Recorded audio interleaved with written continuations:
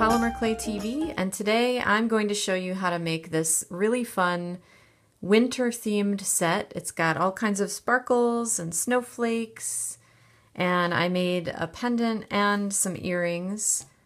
Let's get started. I am going to make the base now for the pendant. So what I've done is I've rolled some Twinkle Twinkle, this is Primo accents, and I love it because it's a black with glitter in it, to a number 2, and I wanted it to fit 2 of these because I'm going to double it up.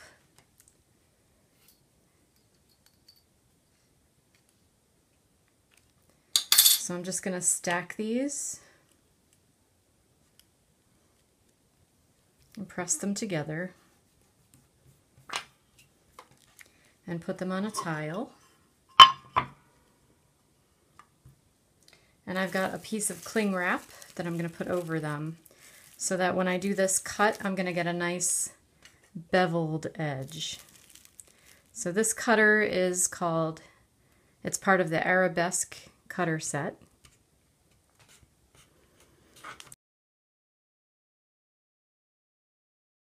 You may have to do a little cleanup with your blade or a rubber tool because depending on how much clay you're trying to get at once, your beveled cut might take a minute there to get all the way down to the tile.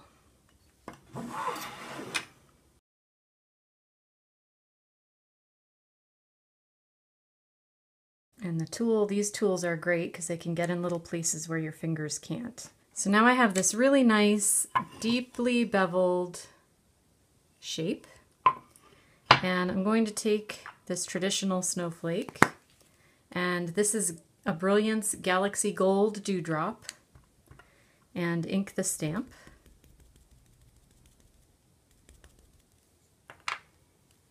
And I'm going to do these kind of around the edges because I have other plans for the middle.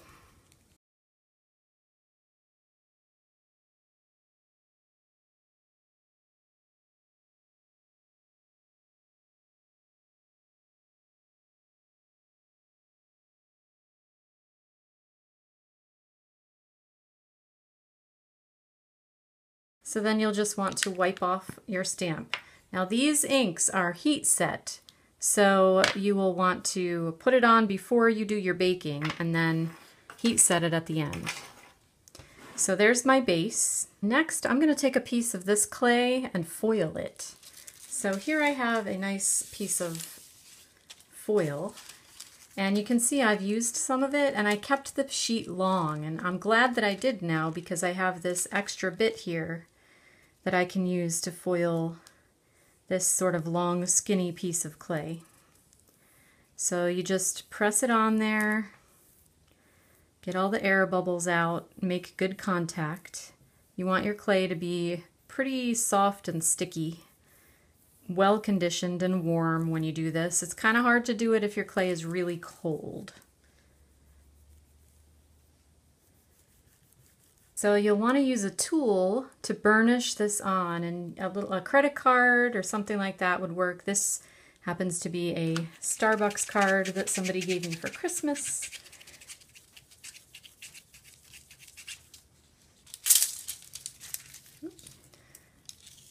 The plastic even ripped.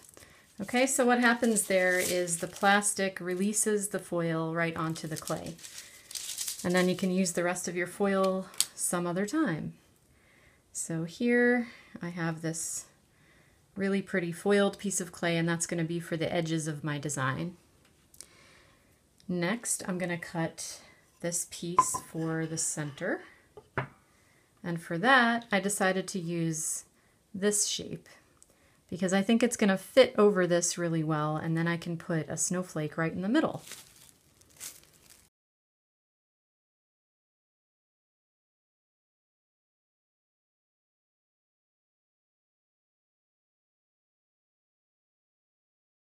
This clay was a mixture of Primo blue glitter and white gold glitter.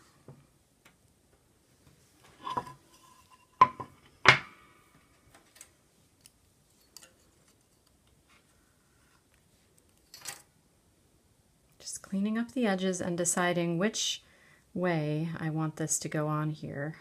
I want it to be in the middle. There we go.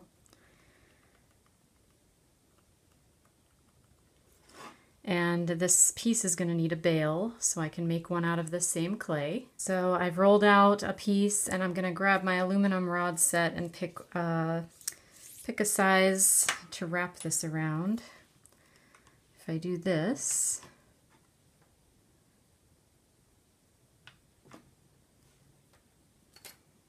and perhaps, watch this. There we go, that's better. It's one of the things you can do if you want to make things look like they belong together, is to keep using the same tools. So I'm going to press this on here. And then cut off about that much. Pick this up off the tile.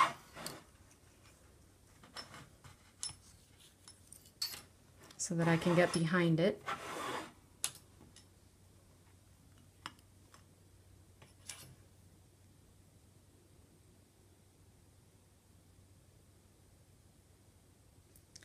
And press that on in the back. This way I'll have a place to string my new pendant from.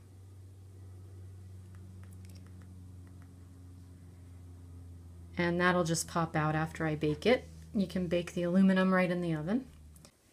For the snowflake, I am going to use my Sculpey liquid bakeable clay in clear and some extra fine sparkly white glitter and just a paintbrush that I've dedicated to liquid clay. So I just have a mixing tray here. And I'm going to use the clear rather than the white, because I think that it'll show the sparkly glitter better. So I'm just going to put a nice size pile of glitter into a nice puddle of the liquid clay, and I'm going to stir it up.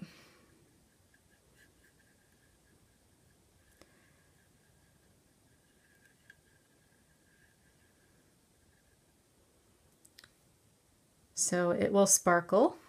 And then I'm going to do a couple things here. I'm going to use my shaker on this glitter, and I'm going to pick the snowflake and sparkle some glitter right into the mold first.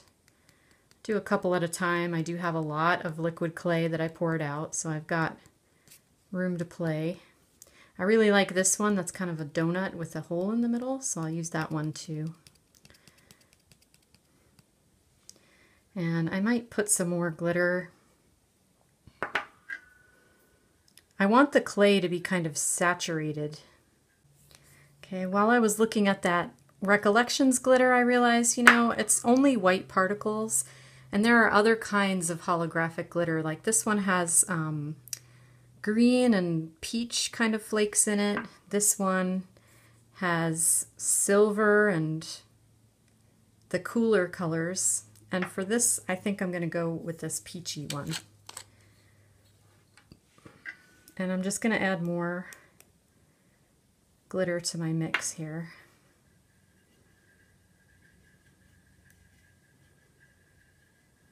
Because I really want my snow to sparkle. And you know what, just for the heck of it, because I really like glitter, I'm going to put just a little bit of the silver. So you play until you get a snow look that you like. Okay, and then I'm just going to paint this, kind of scoop it and paint it into the mold.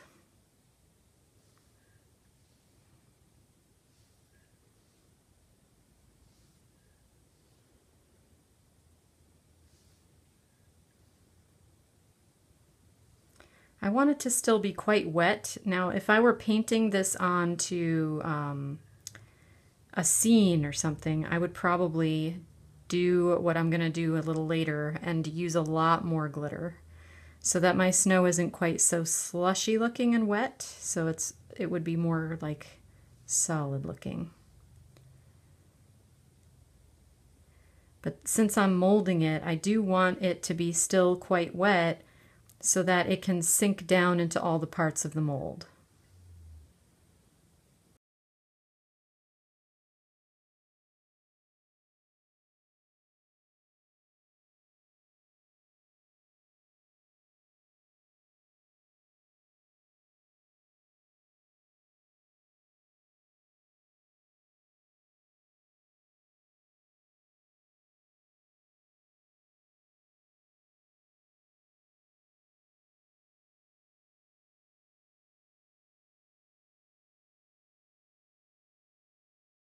Because I am going to be taking these out of the mold and sticking them onto another piece, I'm not going to worry if they're completely filled. What I am going to do is use my brush now to kind of paint the clay down into the mold and make sure that it's really down in there, touching every part of the mold. If I see any bubbles, I'm going to pop them. But I like to kind of use my brush to coax and press and push the clay down into the mold and make sure that it's making contact, and you know that I don't have any air pockets in the clay. And then you can kind of shake or tap out any bubbles that might be left, and you'll see them come up to the surface. The worst thing when you have a mold is you don't want those bubbles to be down where the clay is touching the mold, because then you have a bubble on the face, like on the front of your piece, and that doesn't look good, and you have to start over. All right, so now I'm just gonna bake this for 20, what does this say? 15 to 30 minutes at 300. This is pretty shallow stuff, so I'm gonna bake it for 15 and I'll be back. My snowflakes are hot, so while I'm waiting for them, I'm going to get a nice stiff blade and I'm going to do my decorative edges.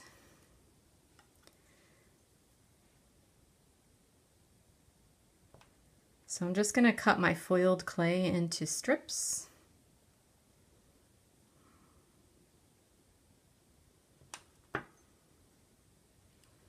You can always save the extra for another project or another day. And I'm just going to foil the edges like so.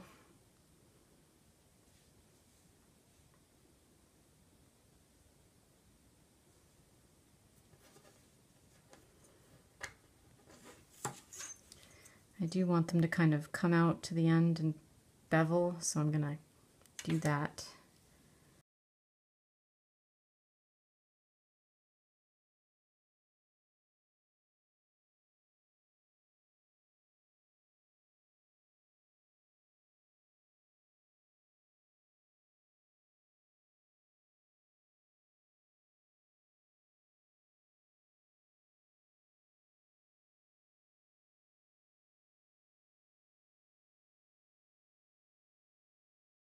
So this edging is going to make the pendant a little bit bigger and fancier than it was when we started, which is fine. It's a statement piece.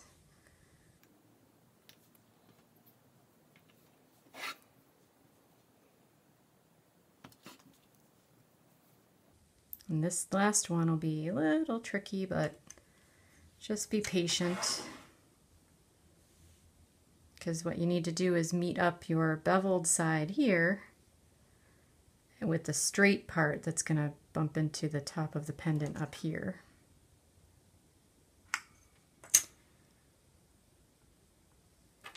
Use your tools if you need to get into, oh, that had a little blue left on it. If you need to get into a tight space, just use your tool.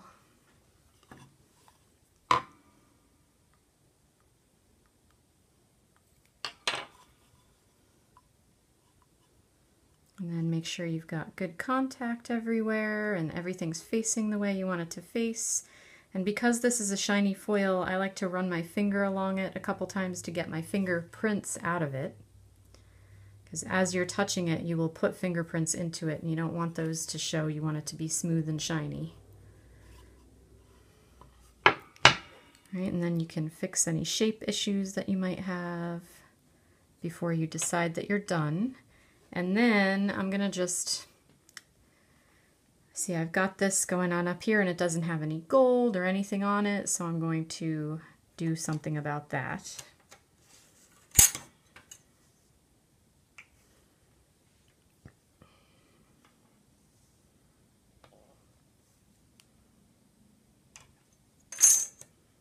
And put a couple strips of gold across the top, like so. Maybe cut this one a little smaller because I don't want it to get in the way of stringing later.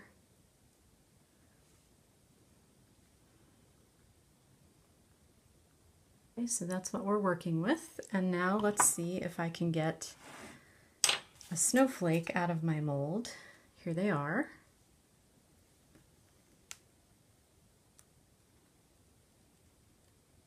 There's 1, 2, and 3. So you just have to decide which one you like the best. I think my intention was to go with this one the whole time. I really like this funky hole in the middle. So I'm going to press it down into, it's still a little flexible from coming out of the mold. So you have all these different choices in this particular mold. And I would say that some complementary earrings in the same shape with the either the pressed snowflakes from the texture stack or the dimensional snowflakes from the mold would be really cool. And then what we can do, see, I kind of thought it would be nice to have some snow on the outside edges of this thing. So I think I'm going to paint some on.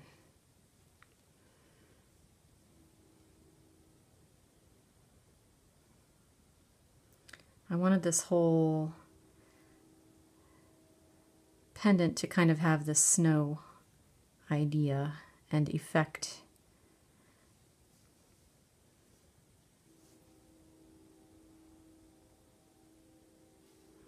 So I'm going to paint it on and I'm going to let it gather and drip. See how it's doing it over here? I like that. If you wanted your snow at this point to be stiffer and stay like really stiff all in one spot, you could add more glitter to it. That would definitely stiffen it up. I know people are doing little snow scenes and stuff at this time of year, and that is how I would do it. I'd just put a ton of glitter into my liquid clay and bake it.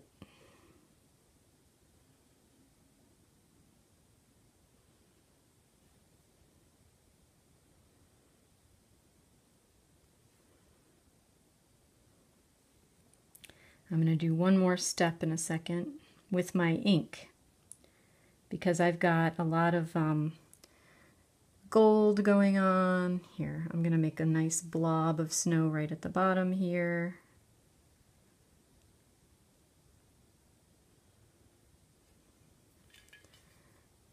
And then you can just wipe off your brush with a paper towel and save it for the next time.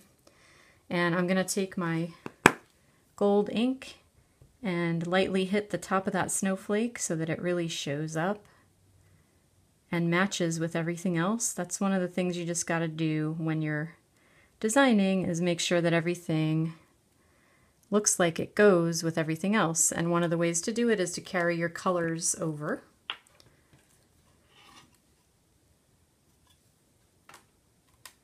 So here's what we have, and I'm going to put that back in the oven for 30 minutes at 275 to set all of the Primo clay. That's the right temperature for that.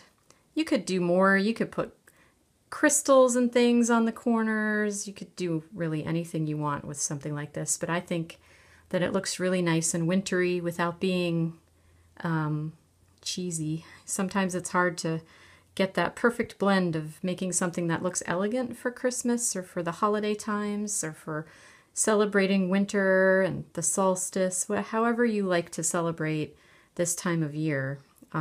If you're in Australia, maybe you're going to the beach, but here in the Northern Hemisphere, it's cold. So I hope you had fun with this project, and if you want to, come on over to the Polymer Clay Tribe and share what you made with us. We have work in progress every week and all kinds of fun things going on. So you can find us on Facebook. We're Polymer Clay Tribe. We'll see you next week on Polymer Clay TV.